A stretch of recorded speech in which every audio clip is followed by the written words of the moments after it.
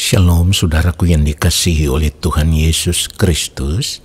Mari kita sungguh-sungguh siapkan hati untuk masuk dalam doa syukur hari ini.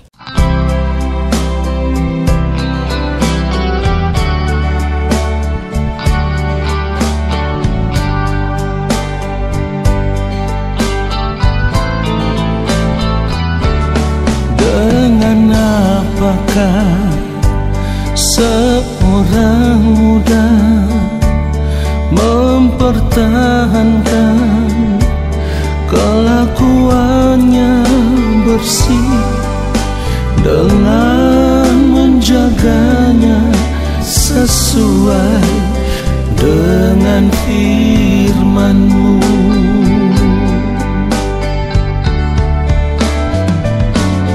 Dengan apakah seorang muda mempertahankan kelakuannya bersih dengan menjaganya sesuai dengan firman-Mu.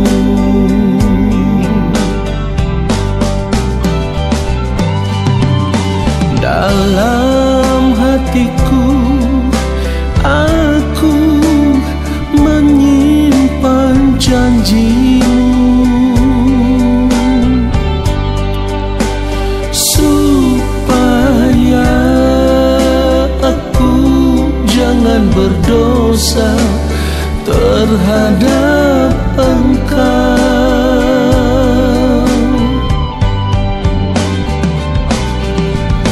Dalam hatiku aku menyimpan janji-Mu,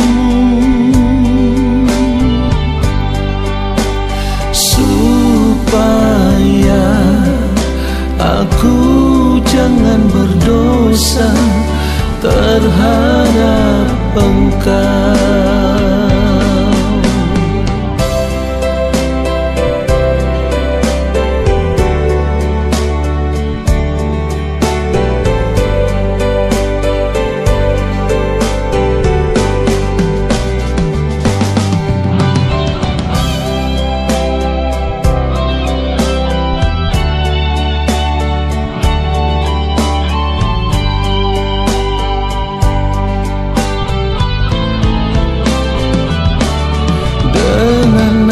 Apakah seorang muda mempertahankan kelakuannya bersih dengan menjaganya sesuai dengan firman-Mu.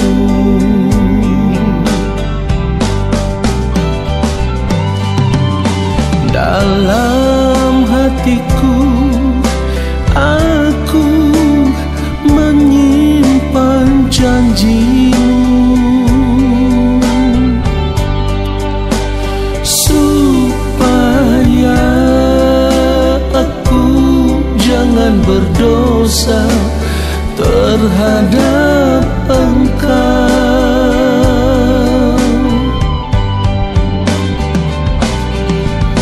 Dalam hatiku aku menyimpan janji-Mu, supaya aku jangan berdosa terhadap Engkau. Supaya aku jangan berdosa terhadap Engkau.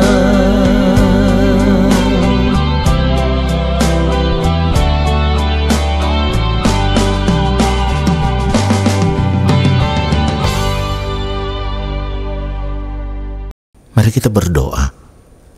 Allah Bapa kami yang ada di dalam kerajaan sorga, kembali saat ini kami ada di hadapan Bapa.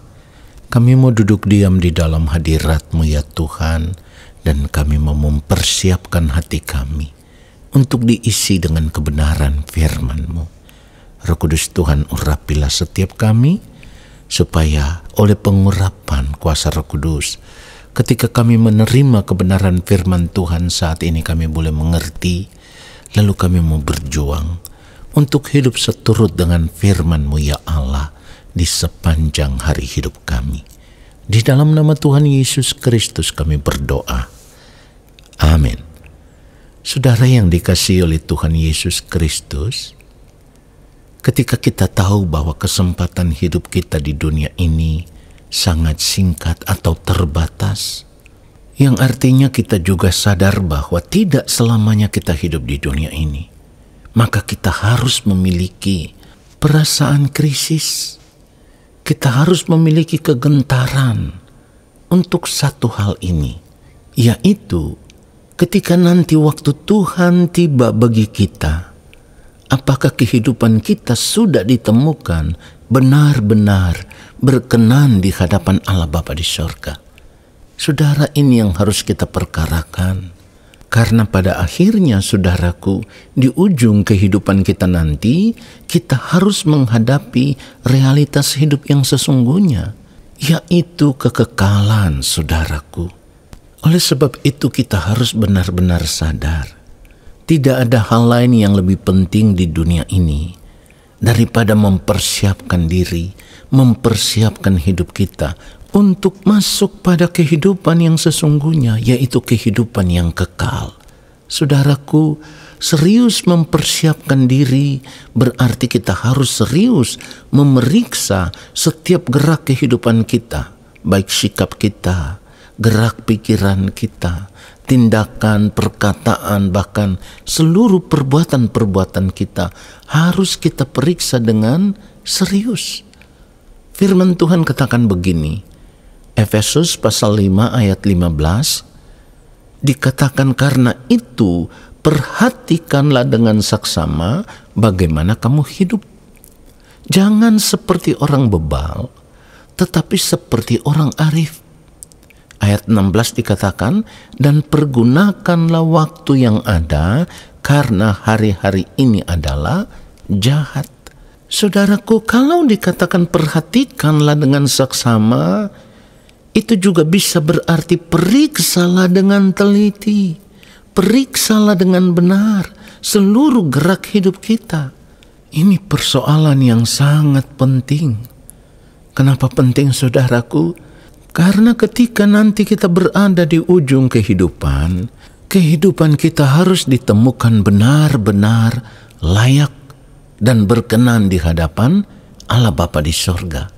Jadi kalau firman Tuhan berkata, karena itu perhatikanlah dengan saksama bagaimana kamu hidup, ini artinya kita harus memperhatikan seluruh gerak kehidupan kita.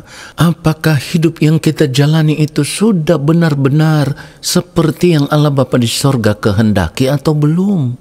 Artinya, apakah di dalam sepanjang hari-hari hidup kita, kehidupan kita sudah ditemukan benar-benar kudus, tidak bercacat, tidak bercela di hadapan Allah Bapa di sorga atau belum? Ini yang harus kita perhatikan. Itulah kenapa saya katakan di awal tadi, seharusnya ketika kita tahu masa hidup kita di dunia ini sangat singkat, maka kita harus memiliki perasaan krisis. Kita harus memiliki perasaan yang benar-benar gentar, saudaraku. Saya menekankan akan hal ini karena ini penting untuk kehidupan kita di kekekalan nanti. Sebab pada akhirnya, saudaraku, semua kita tanpa terkecuali harus berdiri di hadapan takhta pengadilan Kristus. Kita harus berdiri di hadapan pengadilan Allah. Dan seharusnya kita sadar, saudaraku, firman Tuhan sudah mengingatkan kita, Allah akan menghakimi tanpa memandang muka. Ini yang harus membuat kita gentar, saudaraku. Firman Tuhan katakan di dalam 1 Petrus 1 ayat 17, dan jika kamu menyebutnya Bapa, yaitu Dia yang tanpa memandang muka menghakimi semua orang menurut perbuatannya, maka hendaklah kamu hidup dalam ketakutan selama kamu menumpang di dunia ini. Kalau firman Tuhan sudah berkata demikian, lalu kita tidak memperhatikan dengan serius cara hidup kita, maka hal itu sama dengan kita mengabaikan peringatan Tuhan untuk kita semua. Firman Tuhan katakan, hendaklah kamu hidup dalam ketakutan selama kamu menumpang di dunia ini. Kata ketakutan itu bisa menunjuk kepada rasa gentar di hadapan Tuhan. Itulah sebabnya kita harus terus memeriksa diri. Kita harus berani mengoreksi seluruh keberadaan hidup kita. Siapapun kita. Apakah kita ini mengaku diri sebagai orang Kristen, orang percaya, atau anak-anak Tuhan? Bahkan sekalipun kita ini hamba Tuhan atau pendeta, kita harus memeriksa diri dengan jujur, saudaraku.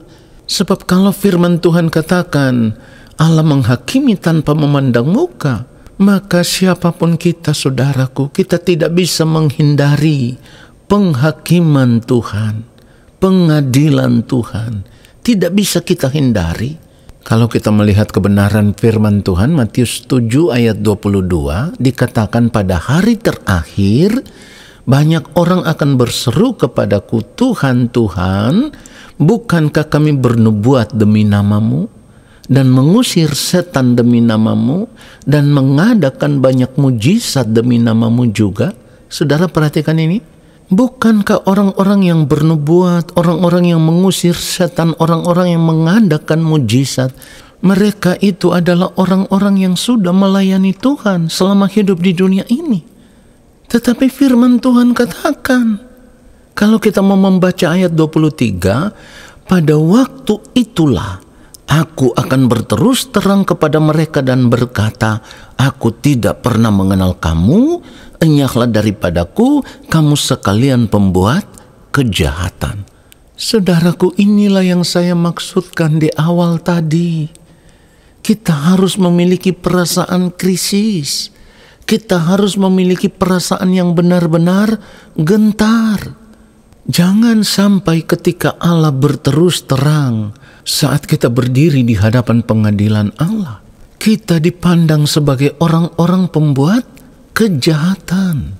Kenapa kita bisa dipandang sebagai pembuat kejahatan? Karena selama kita hidup di dunia ini, kita tidak hidup tepat seperti yang dikehendaki oleh Allah. Kita tidak memperhatikan cara hidup kita. Apakah itu perkataan kita, sikap kita, tindakan kita, perbuatan-perbuatan kita. Kita tidak pernah memperhatikan itu semua, saudaraku. Sehingga segala sesuatu yang kita lakukan itu tidak tepat, tidak sesuai dengan pikiran dan perasaan Allah. Inilah yang membuat hidup kita tidak ditemukan seperti yang dikehendaki oleh Allah Bapa di sorga. Jadi kalau firman Tuhan katakan, perhatikanlah dengan saksama bagaimana kamu hidup, maka mari saudaraku saat ini kita harus berani memperhatikan seluruh gerak kehidupan kita. Apakah selama ini kita sudah hidup tepat seperti yang dikehendaki oleh Allah Bapa di sorga atau belum? Seorang seperti Rasul Paulus bisa berkata, aku melatih tubuhku dan menguasainya seluruhnya, supaya sesudah memberitakan Injil kepada orang lain, jangan aku sendiri ditolak.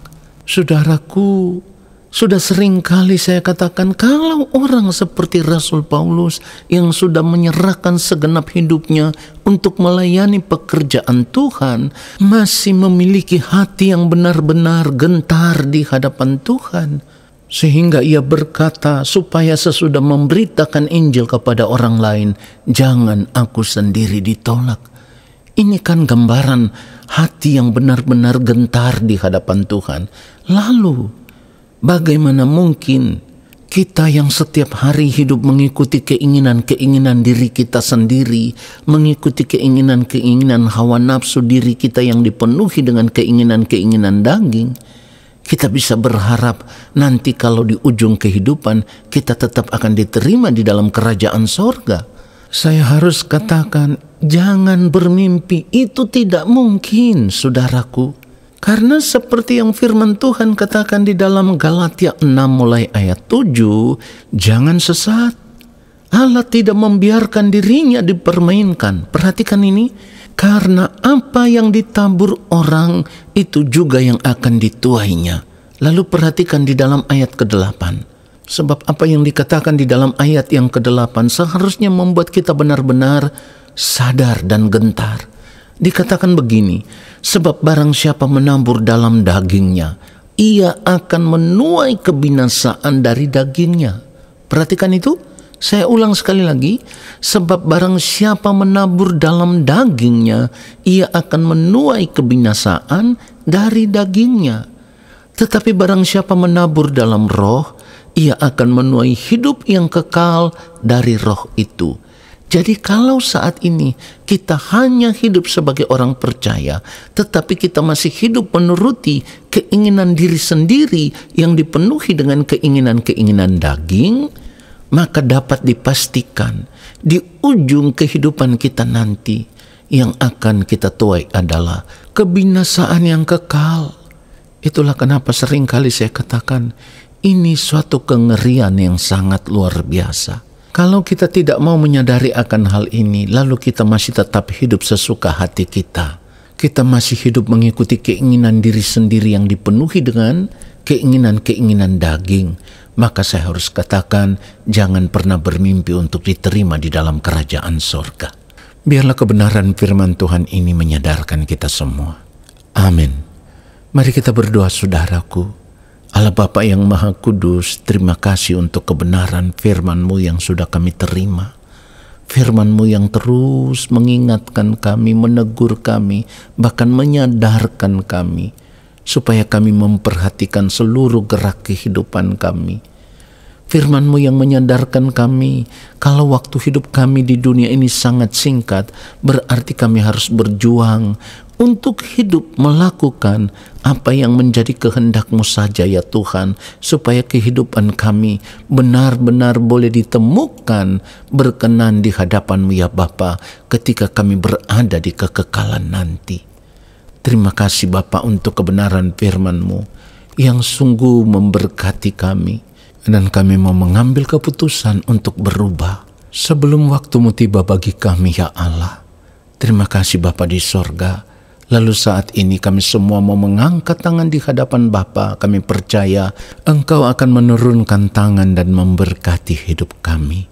Saudaraku, arahkanlah hatimu tertuju kepada Tuhan dan terimalah berkat-Nya.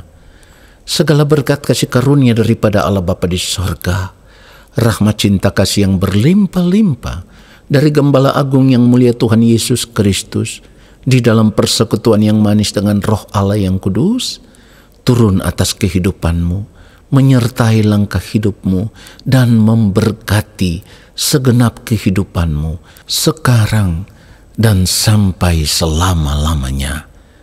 Amin. Saudaraku, terima kasih sudah mengikuti doa syukur hari ini.